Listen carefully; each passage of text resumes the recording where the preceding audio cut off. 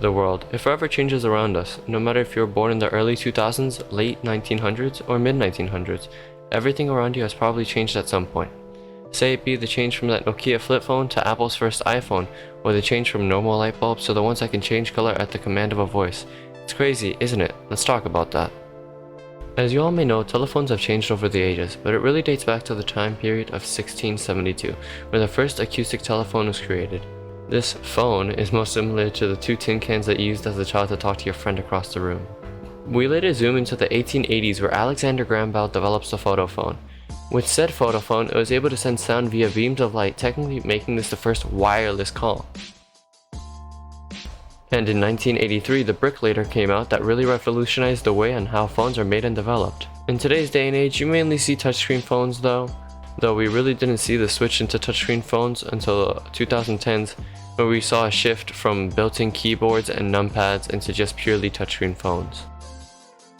In the far future, we can later see that the phone will advance itself into probably implementing itself into our bodies via biotechnology.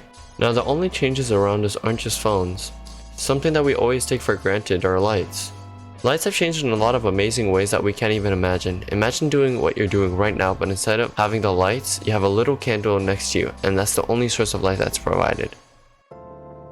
The first biggest innovation was the incandescent lamp. It was invented around the years of 1802, and it was created by sending electric current through a resistive metal, typically reaching a melting point, meaning you had to purchase a new one. Thomas Edison innovated on this idea in the 1880s, inventing the filament light bulb. With said light bulb, you would just have to screw it onto a socket and the filament would be trapped in a vacuum chamber, so having to worry about constantly replacing it wasn't such of a hassle. Later on, in 1962, Nick Holowniak invented the LED light bulbs, which had a long-lasting life. It was these same light bulbs that became capable of changing colors and lasting a lot longer. In today's day and age, we see these light bulbs being able to be controlled via a smartphone or just by voice control. In the somewhat near future, we can probably see these same lights try to change themselves into something that can read the temperature of a room and change according to that, or even turn themselves on as soon as it senses that somebody walked into the room. Now, in the late 1800s, people would store all their perishables in things called ice boxes. These were a sort of storage to keep your items cold that you would have to put a large block of ice into it. The modern age refrigerator was actually developed in 1934, but didn't actually see homes until 1911 due to people not having the money to buy it and provide for it. This didn't actually work like the icebox, as it had cooling coils to cool down the perishables instead of having to constantly fill it up with ice. This same concept transferred to the modern age, but instead now your refrigerator can automatically detect when you're low on food and order more of said item by itself. The idea of preserving foods is expected to change completely in the future. In the works by Yuri Drunotev, it is something called the biorefrigerator. It is seen as a clean alternative instead of having to use energy all the time. Instead, it uses a gel-like substance to keep objects preserved inside. When it came to heating up things, the first official oven was recorded around the time period of 1490, a long time ago, which looked really barren. When the first European settlers arrived in America, stone stoves were slightly upgraded to the stone brick ovens to cook items, but it was very primitive at the time compared to how we now cook. These ovens lasted for a long time until the late 1920s when the electric oven came to be. Electric ovens were a miracle. The need for constantly lighting a fire were no longer needed, as at the flip of a switch the fire would light itself. The idea was later improved upon to where a fire was no longer needed at all. These were called electric induction ovens, and they were promptly introduced in the year of 1971, but really didn't come to homes until the late 2000s. Induction ovens use induction to cook a majority of items in pots and pans. In the far future, we can probably see this design change, as Invisicook, a company that is trying to industrialize how we use ovens, is trying to implement ovens into our countertops so we don't see them at all, but instead are integrated as more of a safety measure.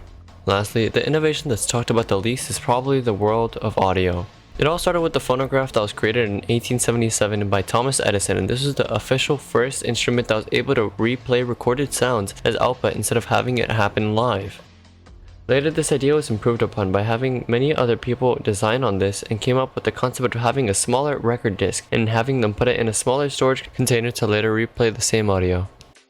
After this huge boom in the 1950s, The systems would later convert into the 1980s, where people would later mass produce CDs for these types of players, and media became smaller and smaller, later turning into digital media with the early 2000s, where things like MP3 players would come to be.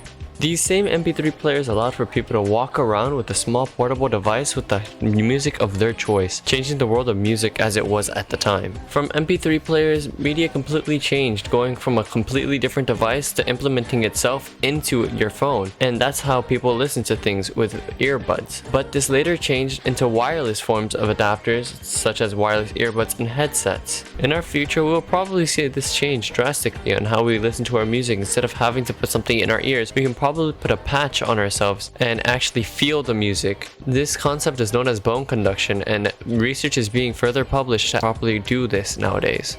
To finally conclude, technology has changed all around us, in some minor changes to some completely drastic ones, with most of them going right under our noses. Sometimes we take what we have for granted, but that's okay, because at the end of the day, who knows how long the things we have will last, until they are improved for the better.